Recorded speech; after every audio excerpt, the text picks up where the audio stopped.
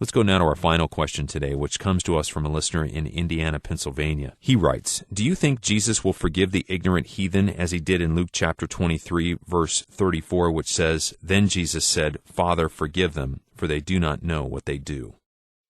Let me say that the verse that you give would have no reference whatsoever to people that are living in distant lands that have never heard the gospel. These men were crucifying the Son of God. That would be an unpardonable sin.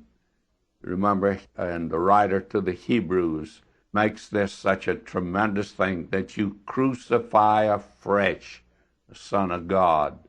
And that would be a horrible thing because of the fact that it would be to misunderstand his death altogether, and it would be to reject the remedy that God has provided.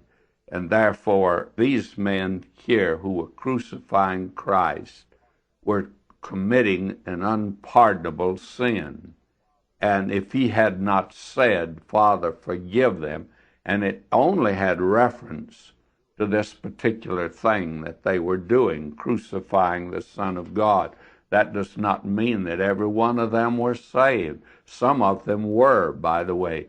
We believe that the centurion himself, that's when he stepped out and took his place beneath the cross of Christ there and said, truly, this is the Son of God. God has never asked a sinner to do more than that, by the way. So I would say that is the answer to that. We're dealing with just one particular sin, and it could have only happened to one group of men in one time in the history of the world.